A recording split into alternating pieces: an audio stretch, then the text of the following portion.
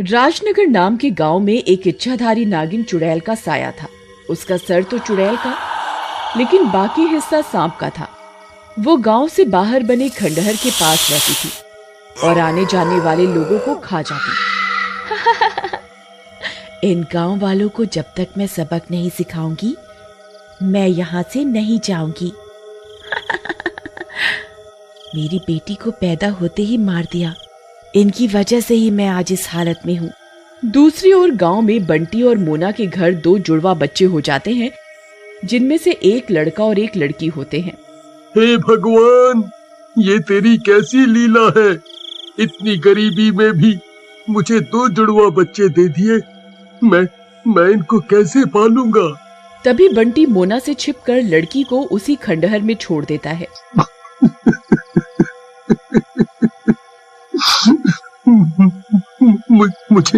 मुझे माफ करना मेरी बेटी, मैं तुझे पालने में असमर्थ हूँ।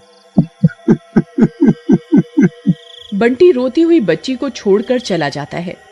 नागिन चुड़ैल उसे ऐसा करते देख लेती है।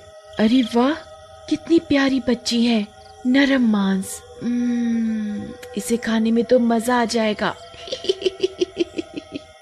पर वो चुड़ैल नागिन जब उस लड़की को गोद में उठाती है तो बच्ची चुप हो जाती है और चुड़ैल के मुंह पर हाथ लगाती है। चुड़ैल का दिल पिघल जाता है। उसे खाने का इरादा वो छोड़ देती है और उस लड़की को पालने लगती है। वो अपनी शक्ति से चारों तरफ ऐसी मायावी दुनिया बना देती है कि कोई भी उस लड़की को ना देख पाए।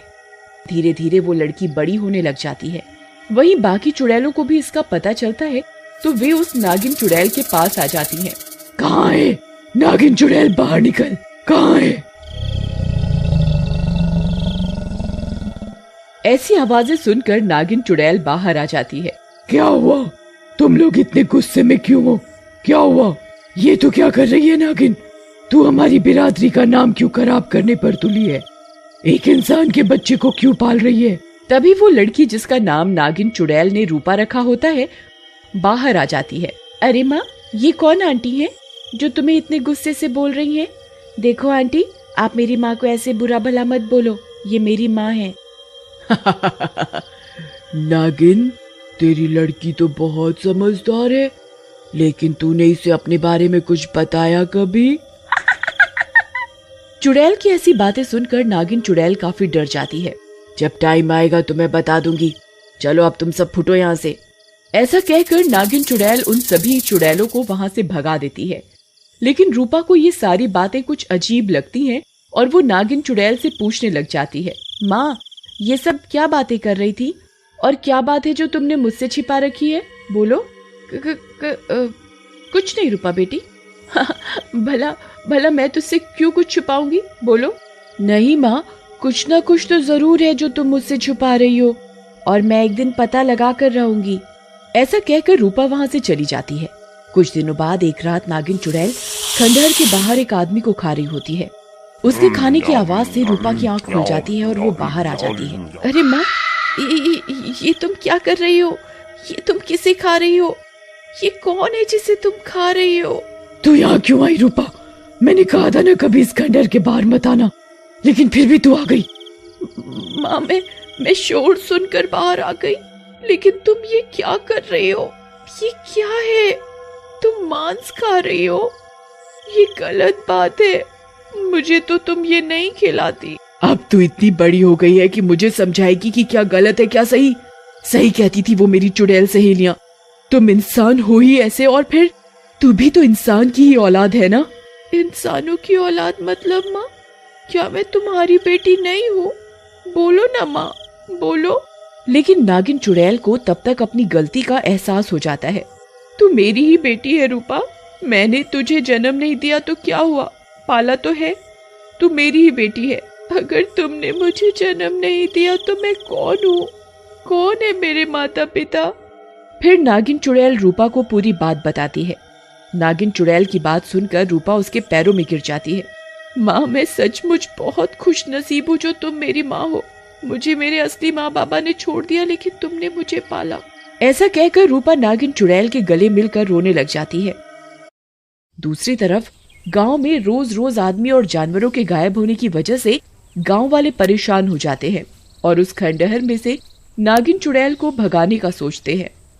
भैया, ये खंडहरवा से रोज अजीब अजीब सी आवाज आने लगी है और उसके आसपास बहुत बदबू आवत है। लगत है वो खंडहरवा की चुड़ैल ही सबको मारे दिए जा रही है और धीरे धीरे और ताकतवर हुए जा रही है।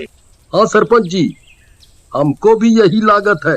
देखो ना, पहले तो कभी महीना 2 महीना में कौनो जानवर गायब हुई जात रहा, अब तो लोग गायब होने लगे हैं। सही कह रहे हो भाई, लेकिन हम क्या कर सकते हैं? हम उस चुड़ैल का मुकाबला कैसे करेंगे? जैसे जहर जहर को काटता है वैसे ही चुड़ैल चुड़ैल को मारेगी। हमारा दोस्त एक बहुत बड़ा तांत्रिक है, वो कहत रहा वो कई चुड़ैल पकड़े हैं, हम उससे बात करेंगे। ए बंटी, एक काम करो, कल तुम उसको बुला लाना, हम तुमको उसका पता दे देंगे हैं? अगले दिन बंटी तांत्रिक को गांव में लाता है और सरपंच तांत्रिक को सारी बात बताता है। ये तो मेरे बाएं हाथ का खेल है। मैं अभी अपनी सेवक चुड़ैल को बुलाता हूँ, वो उस दुष्ट चुड़ैल को पकड़कर यहाँ लाएगी। ऐसा कहकर तांत्रिक मंत्र पढ़ने लगता है। मंत्रों के खत्म होते ही वहाँ पर एक चुड़ैल प्रकट हो जाती है। बोलो मेरे मालिक, क्या हुक्म है? चुड़ैल, जाओ और उस दुष्ट चुड़ैल को बालों से पकड़ कर ले आओ, जिसने मेरे दोस्त और इन गांव वालों को परेशान कर रखा है। तांत्रिक के कहे अनुसार चुड़ैल वहाँ से खंडहर में जाती है और नागिन चुड़ैल को पकड़ कर ले आती है। उनके पीछे पीछे रूपा भी आने लगती है। ये लो मालिक, पकड़ लाई इस दुष्ट नागिन चुड़ैल को, बोलो अब क्या करना है? करना क्या है? गायब कर दो इस चुड़ैल को इस दुनिया से, ताकि ये किसी को परेशान न कर पाए। लेकिन तब तक रूपा भी वहाँ पहुँच जाती है। रूपा को देख सब हैरान हो जाते हैं। नहीं नहीं, मत मारो मेरी माँ को, छोड़ दो। अरे ये क्या माजरा है? चुड़ैल के भी बच्चे होने लगे। अरे भाई, कोई जरा इसके बाप का नाम भी बता दे मुझे। तांत्रिक की बात सुनकर नागिन चुड़ैल को गुस्सा आ जाता है। तुम इंसानों में कोई इंसानियत नहीं है, शायद इसीलिए मैंने कभी अपनी बेटी को तुम लोगों के सामने नहीं आने दिया, नहीं तो वो भी तुम लोगों जैसी बन जाती। और रही बात इसके बाप की, तो ये नास मिटा बंटी है इसका बाप। ये बात सुनकर गांव वाले हैरान हो जाते हैं। कहा बंटी, बहुत शरीफ बनत हो, लेकिन चुड़ैलों पर भी नजर रखा तो है। अरे क्या सरपंच जी, कुछ भी, ये चुड़ैल कुछ भी बोल रही है और तुम इस बात पर मजे ले रहे हो। ए चुड़ैल, चुप कर और सच बोल। आज तो बहुत डर लग रहा है तुझे, मुझे सच बोलने को कह रहा है, लेकिन वो रात भूल गया जब तूने इस बच्ची को खंडहर में छोड़ दिया था मरने के लिए। तब मैंने पाला था इस बच्ची को। तब तक मोना भी वहाँ आ जाती है और नागिन चुड़ैल की सारी बात सुन लेती है। अच्छा, तो उस दिन मुझे 2 बच्चे हुए थे। तुमने बहुत गलत किया बंटी, तुमने एक माँ से उसकी बच्ची छीन ली। मैं कभी माफ नहीं करूंगी तुम्हें, कभी माफ नहीं करूंगी। रूपा, मेरी बेटी मेरे पास आ, मैं तेरी माँ हूँ। लेकिन रूपा उसकी तरफ नहीं देखती और नागिन चुड़ैल के पास जाकर चिपक जाती है। उनका ऐसा प्यार देखकर दूसरी चुड़ैल भी नागिन चुड़ैल को आजाद कर देती है और गायब हो जाती है। मोना को रोता देख नागिन चुड़ैल रूपा को अपने पास से अलग करती है और रूपा को समझाती है, बेटी ये ही तेरी असली माँ है। मैं अपने स्वार्थ में बह गई थी, मुझे पहले ही तुझे इनके हवाले कर देना चाहिए था, लेकिन शायद अपने बदले और तेरे प्यार के कारण मैं ऐसा नहीं कर पाई। मेरी बच्ची तो इंसान है और मैं चुड़ैल। तेरा जीवन इंसानों के साथ रहने के लिए बना है, इसलिए तू अपनी असली माँ के पास जा। लेकिन माँ तुम भी मेरी माँ हो, मैं तुम्हें नहीं छोड़ सकती। लेकिन कुछ नहीं, तुम जाओ और आज से मैं भी आजाद हो गई और तू जब भी बुलाएगी ना, मैं तेरे पास आ जाऊंगी। ऐसा कहकर नागिन चुड़ैल आसमान में गायब हो जाती है।